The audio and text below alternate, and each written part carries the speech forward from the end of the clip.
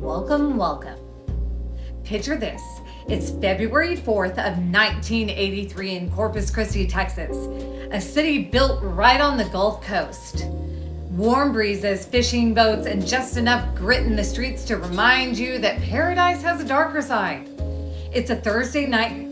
A 24-year-old single mother named Wanda Lopez is pulling her shift at the Sigmore Shamrock gas station. That was a little convenience store sitting right across from a strip club in one of the rougher pockets of town. Yeah, she was barely making ends meet. She works the 3 to 10 shift alone in a store with a flimsy door and a cash register that never has much in it. But tonight's different.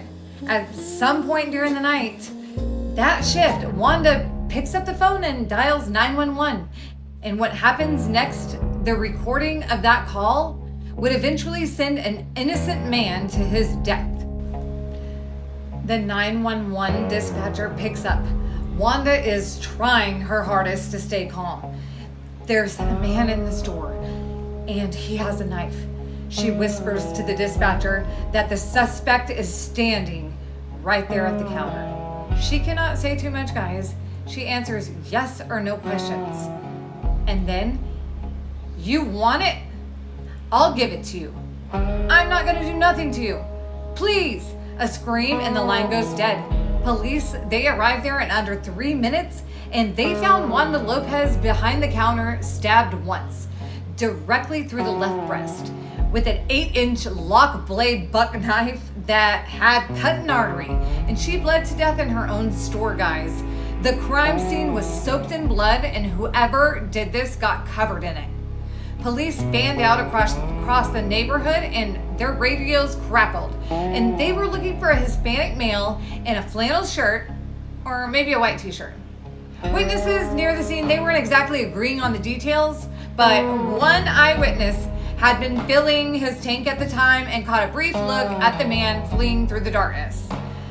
37 minutes after the stabbing, 2 officers found a young man hiding under a pickup truck 2 blocks from the gas station. He was shirtless, smelled like a beer, and he had a small amount of cash on him.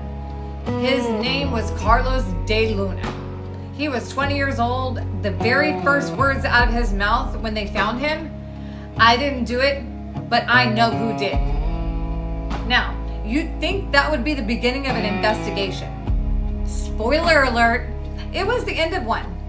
So here's where things get, let's say, creatively catastrophic.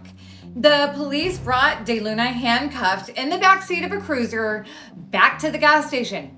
They shone a flashlight on him through the window and shown him to the eyewitness. That's it. That was the lineup. One guy in a police car surrounded by cops. Incredibly, this passed legal muster. Now let's talk about what the prosecution actually had on Carlos DeLuna going into the trial. No blood on him whatsoever, okay? And remember, the crime scene was, quote, just doused in blood. Investigators later found a bloody footprint at the scene, pressed deep into a pool of blood. That did not match DeLuna. No murder weapon was recovered that could be tied to him. No DNA, no fingerprints, no motive. He'd just been paid that day, so he didn't even need money. What did they have, guys? A single nighttime eyewitness identification, some cash in his pocket, and the fact that he had been hiding under a truck near the scene, which, to be fair, it does look suspicious, and a prior criminal record for petty crime. That's it. That was the whole case, guys. And here's the kicker. DeLuna's own court-appointed lawyers barely had time to breathe before trial. One of them made the controversial decision against most legal wisdom to put DeLuna on the stand. And that's where Carlos DeLuna looked the jury in the eye and told them the truth. He said that he was at the gas station that night. He admitted that. But he didn't kill Wanda Lopez. He said his friend did it. A man he had known for 5 years, a dangerous man that he was terrified to name because he said, quote, "I'm dead whether I'm out or in if I identify him." But eventually, under pressure, he gave up the name. Carlos Hernandez. The prosecution's response, they told the jury that Carlos Hernandez was a phantom, a figment of DeLuna's imagination. Made up, a convenient ghost invented by a guilty man scrambling for a scapegoat. The jury believed them. Carlos DeLuna was convicted of capital murder and sentenced to death. He was 20 years old. Now, here's where the story goes from tragic to absolutely staggering. While Carlos DeLuna sat on death row, maintaining his innocence, writing letters, praying, and watching the years tick by, the real Carlos, he was still out there. Carlos Hernandez, he was not a phantom. He was, in fact, extremely well known in Corpus Christi. Yeah, known to the neighborhood, known to the streets, and hold on to this, known to the police. Yeah, here's what the investigators would later uncover about Carlos Hernandez, that he had been arrested 39 times. 13 of those arrests were specifically for carrying a knife. He was an alcoholic who spent the entire adult life of his on parole, and he had a particular fondness for robbing gas stations in Corpus Christi. He had a history of violent crimes against women, and his weapon of choice, you guessed it, a lock blade buck knife. Sound familiar? It gets better. Or worse, depending on how you look at it. In 1980, 3 years before Wanda Lopez's murder, one of DeLuna's own prosecutors had tried a man accused of stabbing a young woman to death and carving a letter X into her back. During that trial, the defense argued that the real killer was Carlos Hernandez, saying he owned a buck knife, displayed it constantly, and he had a motive against the victim. So one of the men who called Hernandez a phantom had literally prosecuted a case where Hernandez was named as the real killer years earlier. And while DeLuna was on death row, Hernandez stabbed his ex-girlfriend, threatened to carve an X into her, and was arrested and pled no contest. In 1989, the same year DeLuna was executed, but wait, there's more.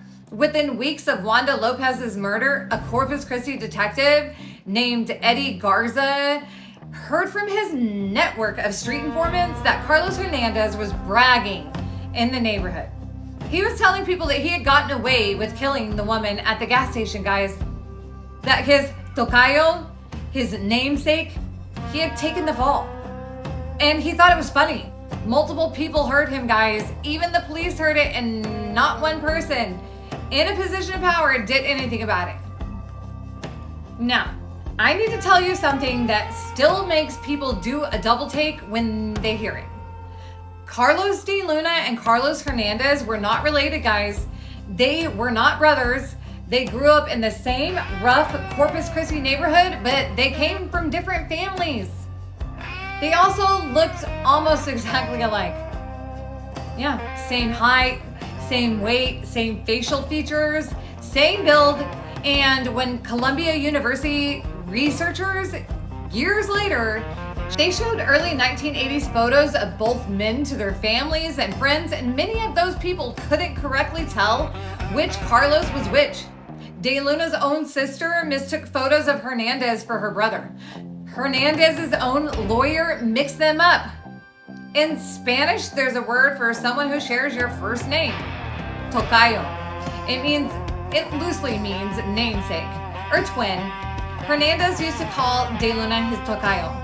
He bragged about it. He literally laughed about the fact that his look-alike, his name-alike, was sitting on death row for something that he did. These two Carloses, these two faces, one innocent and one guilty, the wrong one died. So on the evening of December 7th, 1989, 6 years after Wanda Lopez's murder, Carlos DeLuna made his last phone call. He called a local news anchor named Karen Beaudry Evers, because that's her married name, with whom he corresponded from death row. She had started out skeptical of him, and she even questioned his humanity. But after years of letters, she wept the night that he died. He called her 1 hour before the execution to tell her one final time that he was innocent. Then he walked with the death house chaplain. The chaplain's name was Reverend Carol Pickett. He had presided over nearly 95 executions. He had seen everything. He knew what guilty men looked like on their way to death, and he knew, in his professional, experienced pastoral judgment, that they almost always confessed before the end. Nobody wanted to meet their maker with a lie on their lips. DeLuna never confessed. Right up to the end, it was the same story. I didn't do it. And in the execution chamber, DeLuna was confused, childlike, and he had the intelligence of someone far younger than his 27 years. He asked the chaplain to hold his hand, and the chaplain explained that he couldn't because DeLuna's hands would be taped to the gurney. The chaplain held his leg instead. When the warden removed his glasses, the signal for the injection to begin, something went wrong, guys. The first chemical meant to render DeLuna unconscious, it didn't work properly. What happened next is something Reverend Pickett could never, ever shake from his memory. DeLuna's eyes stayed open, wide, fixed on the chaplain's face. The seconds stretched into what Pickett described as an eternity. Well past the 12 seconds he had promised DeLuna it would be over. DeLuna's eyes, according to Pickett, were filled with fear and what the chaplain could only read as disappointment.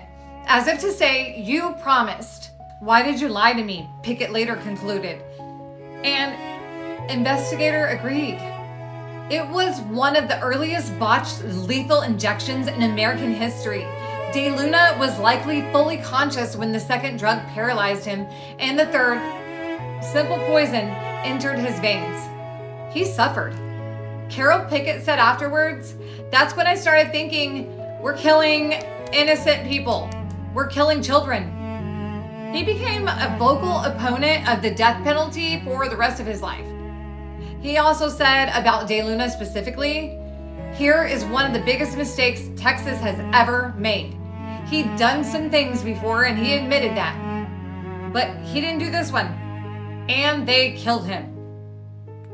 For 15 years, the execution of Carlos DeLuna passed largely unnoticed. Then in 2003, a Columbia Law School professor named James Liebman was studying Texas death sentences built on single eyewitnesses' identification. DeLuna's case came up. An innocent scholar Liebman consulted called the "some other Carloses did it" defense a quote, laughter. Liebman sent an investigator to Corpus Christi anyways. The investigator had a few free hours. In a single half day, he found enough to change everything. Carlos Hernandez was absolutely real. His criminal record was right here in public records. His neighbors remembered him, guys. His victims remembered him. And his bragging, years of it at this point, had been heard by dozens of people. Liebman spent the next 6 years building a case with 12 Columbia law students. Yeah, they interviewed over 100 witnesses. They examined 900 source files, and they dug up police audio tapes that had been suppressed at trial. Yeah, tapes showing that in the immediate aftermath of the murder, police had chased another man fitting Hernandez's description for the 30 minutes. That evidence was never shared with DeLuna's defense team. They found police records showing that 3 months before DeLuna's trial, officers had picked up Hernandez on an outstanding traffic warrant. Tapes showing that in the immediate aftermath of the murder, police had chased another man fitting Hernandez's description for 30 minutes. That evidence was never shared with DeLuna's defense team. They found police records showing that just 3 months before DeLuna's trial, officers had picked up Hernandez on an outstanding traffic warrant. Yeah, they found him standing behind a 7-Eleven with a knife in his pocket. That was never disclosed to the defense counsel either.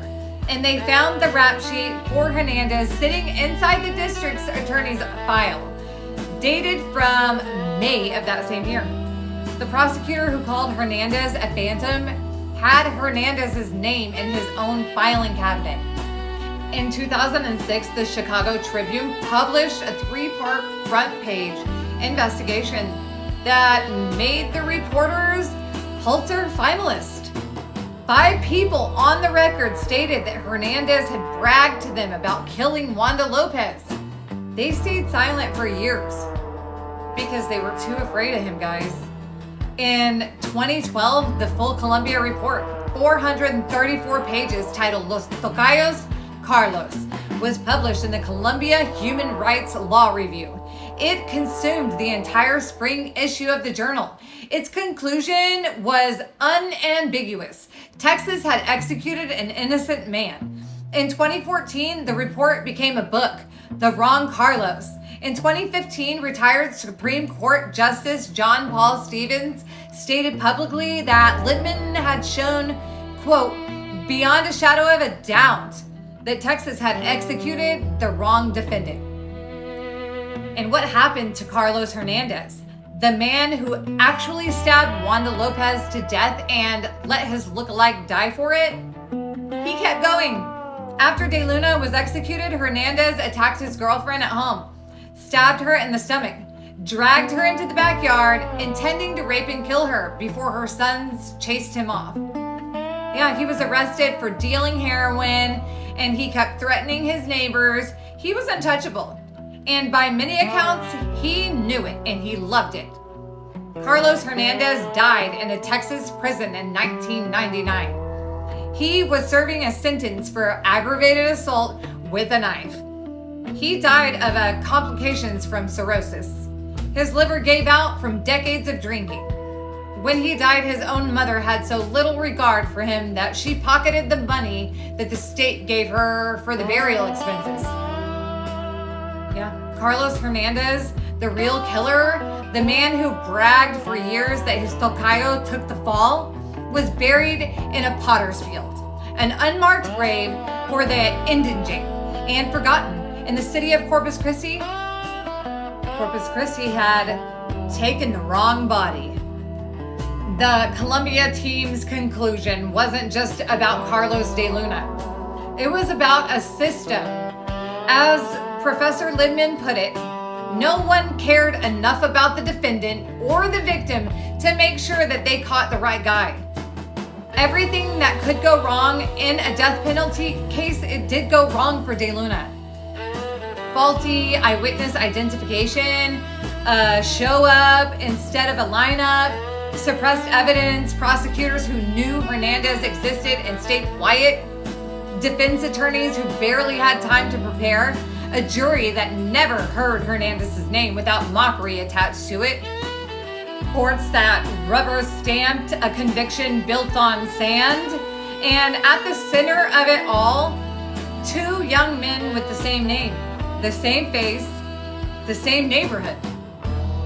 One of them, a violent predator who laughed about getting away with murder, and the other, a man with a checkered past and a childlike intelligence who spent 6 years on death row insisting on one simple truth. I didn't do it, but I know who did. And he was right. It just didn't matter. The case of Carlos DeLuna remains one of the most documented wrongful executions in American history. A 2021 documentary called The Phantom brought the story to a new generation. And somewhere in Corpus Christi, the body of Christ, there is an unmarked grave for the man who actually did it. And a marked one for the man who didn't. My name is Ashley with the Curveball, and I'll see you in the shadows.